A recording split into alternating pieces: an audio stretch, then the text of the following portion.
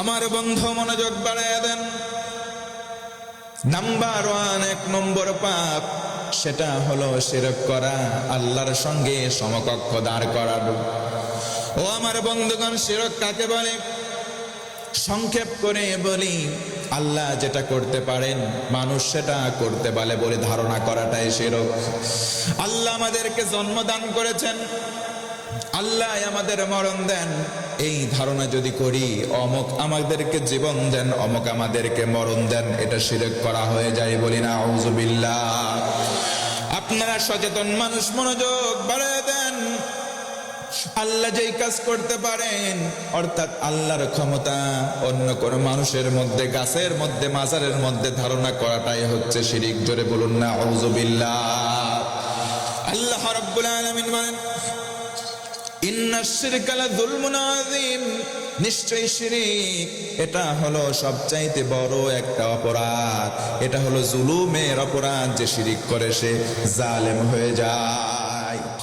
আল্লাহ রাব্বুল আলামিন বলেন, ইন্নাল্লাহা লা ইয়াগফিরু আন ইউশরাকা বিহি ওয়া ইয়াগফিরু মা দুনা যালিকা লিমান ইয়াশা। সূরা আল্লাহু আকবার বলেন।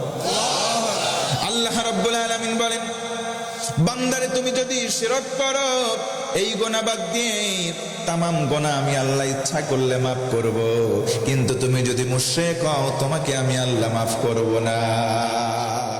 আল্লাহর কাছে 7টা পাপ সবচাইতে নিকৃষ্ট। নাম্বার 1, 1 নম্বর হলো শিরকের মতন পাপ করা। ও আমার বন্ধুগণ, 2 নম্বর পাপ হলো নামাজ ছেড়ে দেওয়া। বলেন তো দেখি, নামাজ আমাদের সমাজে নামাজি আছে, আবার বলেন তো বেনামাজি 2-1 আছে না নাই? ও ভাইয়া, নামাজ পড়তে হয় দৈনিক কয় ওয়াক্ত? কিন্তু 5 ওয়াক্ত নামাজি আমাদের সমাজে খুঁজে পাওয়া যায় না। 5 শ্রেণীর নামাজি নাই, কিন্তু 5 শ্রেণীর মুসল্লি আছে। নাম্বার 1, 1 নম্বর হলো শুকুর আলী মুসল্লি। সপ্তাহের শুক্রবারে জুমার নামাজে যাই, সারা সপ্তাহ খোঁজ নাই এমন শুকুর আলী মার্কা নামাজি বলেন তো চাঁদপুর জেলায় 2-1 আছে না নাই? 2 নম্বর রমজান আলী মুসল্লি, প্রতি রমজানে যাই। ও আমার ভাই, তাদের জ্বালাই নিয়মিত যারা মুসল্লি, রমজান মাসে তারাবির সময় সামনের কাতারে জায়গা পায় না। 3 নম্বর হলো বরাত আলী মুসল্লি, সবে বরাতে যাই, শুধুমাত্র সিন্ডি লোভে যাই। একবার এই মসজিদে 2 ঠোকর, ওই মসজিদে 2 ঠোকর, এখানে জিলাপি, ওই জায়গায় বিরিয়ানি খোঁজে, আছে না নাই? 3 নম্বরে গেল। 4 নম্বরে কদর আলী, সবে কদরের রাতে যাই, সারা বছর খোঁজ নাই। 5 নম্বর ঈদ আলী, 2 ঈদের নামাজে যাই, আর সারা বছর নামাজ নাই। ও আমার মুসলমান বন্ধুগণ, বলেন তো দেখি, নামাজ পড়ব কয় ওয়াক্ত? অনেক যুবক আছে দেখবেন নামাজ পড়ে না, ফজর কোন দিক দিয়ে যায় সে ঘুমানোর সময় টের পায় না, আবার রাত্রিবেলা শান করে, সারা নামাজ নাই, আছে না নাই? 3 নম্বর হলো সুদ খাওয়া। সুদ খাওয়া শুধু পাবনা জেলায় থাকলেও চাঁদপুর জেলায় নাই। সুদ হলো এমন অপরাধ, যতগুলো বড় বড় অপরাধ তার ভেতরে সুদ অন্যতম অপরাধ। আজকে দুঃখের কথা বলবো, মুসলমানদের মধ্যে হাজী সাহেব সুদ খাওয়া ছাড়ে না। হজ করে বারবার চলে এসেছে বাড়িতে, আসরের নামাজ পড়ে দাঁড়াই, একজন ভাতিজা গিয়ে বলে, চাচা তুমি আমাকে 10,000 টাকা হাওলাত দাও। চাচা বলে, দূর হ, টাকা কি ফাও ফাও পাওয়া যায়? মুখের কাছে তখন কানের কাছে মুখ নিয়ে বলে, চাচা 10,000 টাকা দাও, 1 মাস পরে 2,000 বাচ্চা সহ 12,000 দেব। চাচা মুস্কি হাসি দিয়ে বলে, এই কথাটা আগে করলে কি গাল খাস? আয় এই নে টাকা, লাগলে আরো বল, আছে না নাই? দেখবেন টাকা দেওয়া হয়ে যায়। চাচা বলে, ভাতিজা তাড়াতাড়ি চলে যা, মাগরিবের আজান হয়, নামাজে যাওয়ার দরকার, নামাজে না যেতে পারলে সামনের কাতারে জায়গা পাবো না। আমি বলবো, মুরব্বী তুমি সারা জনম নামাজ পড়লে নামাজ 1 রাকাতও কবুল হবে না। কারণ নবীজি আমার বলেন, হারাম দিয়ে গঠিত সম্পদ, ওই সম্পদ থেকে যদি কেউ দেহটাকে গঠন করে, ওই দেহ আল্লাহর জাহান্নামের জন্য বরাদ্দ হয়, জান্নাত পাবে না। কথা বলেন ঠিক কিনা? 4 নম্বর হলো জেনা করা। 7টা খারাপ আমলের 4 নম্বর হলো জেনা করা। ভাইরা বলেন তো দেখি জেনা আমাদের সমাজে আছে না নাই? 5 নম্বর হলো মিথ্যা বলা। ও ভাইরা বলেন তো দেখি আমাদের সমাজে মিথ্যা বলা আছে না নাই? নবীজি আমার বলেন as-sidqu ইউদি ওয়াল কিযবু ইহলিক। ও আমার উম্মত, সত্য তোমাকে মুক্তি দান করবে, মিথ্যা তোমাকে পতন করবে, তোমার ধ্বংস করে দেবে। অতএব ভাইরা বলেন তো মিথ্যা ধরবেন না ছেড়ে দেবেন? অনেকে মিথ্যা বলে, এই মিথ্যাগুলো বলা যাবে না। ভাইরা আমার মিথ্যা এখন থেকে বলার অভ্যাস থাকলে ছেড়ে দেব, বলেন ইনশাআল্লাহ। 6 নম্বর হলো মানুষের হক নষ্ট করা।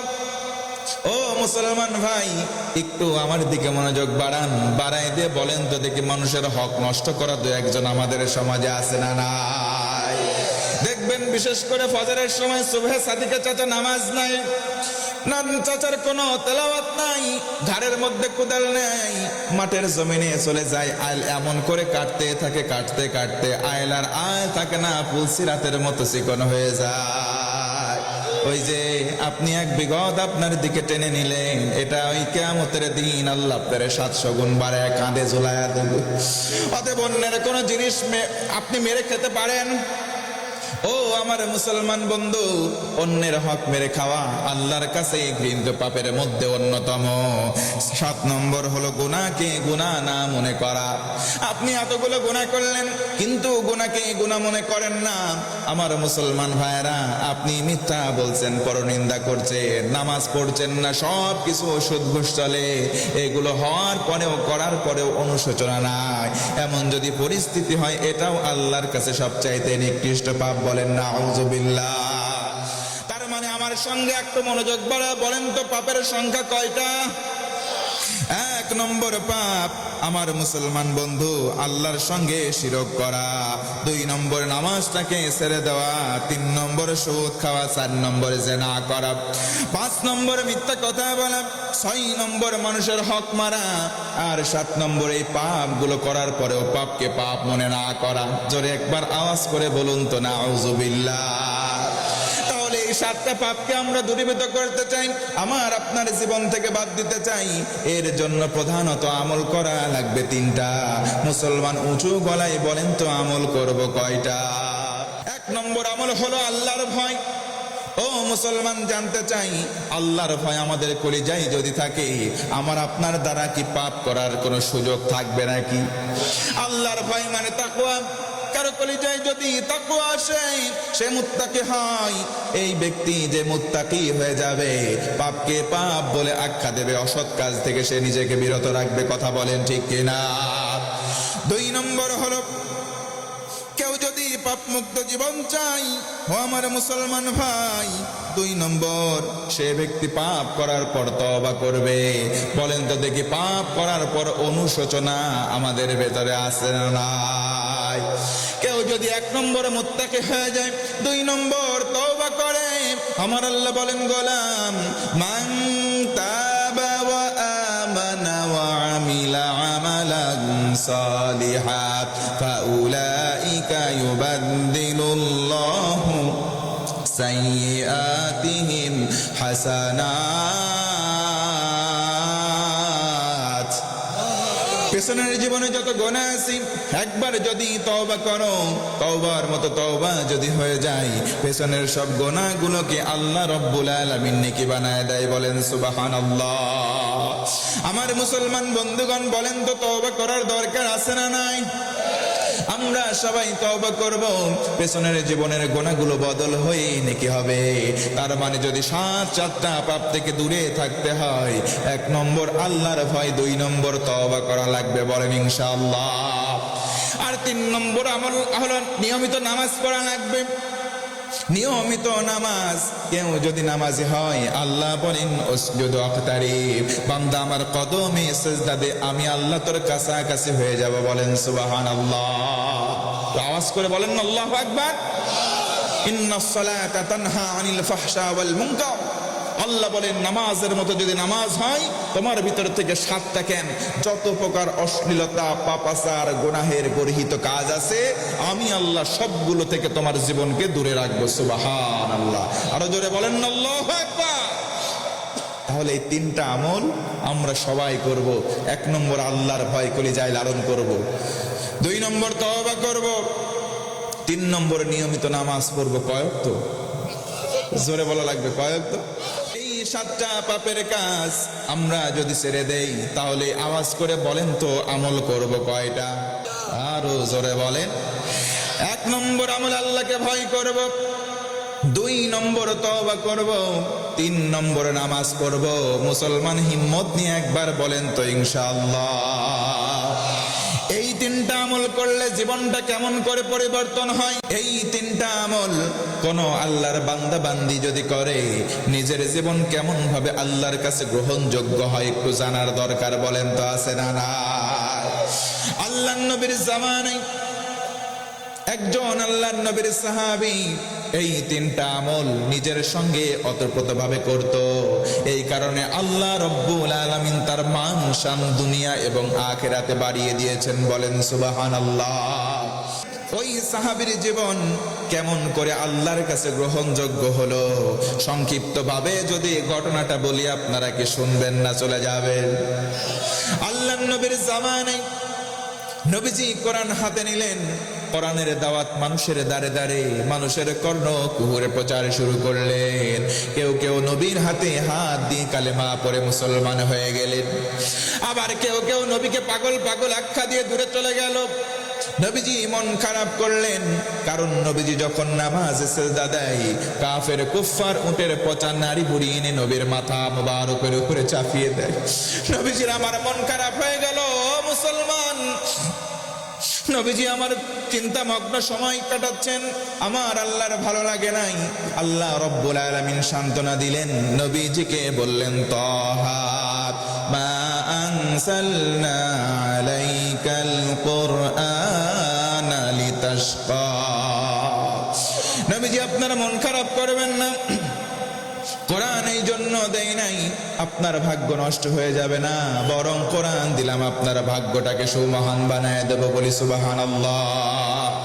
নবীজি আমার চুপ করে বসে নাই, কারণ অন্যান্য নবী কোরআনের দাওয়াত দেয় নাই, তারা দিয়েছিল তাওহীদের দাওয়াত, তারা দিয়েছিল আল্লাহর দাওয়াত। কথা বলেন ঠিক কিনা?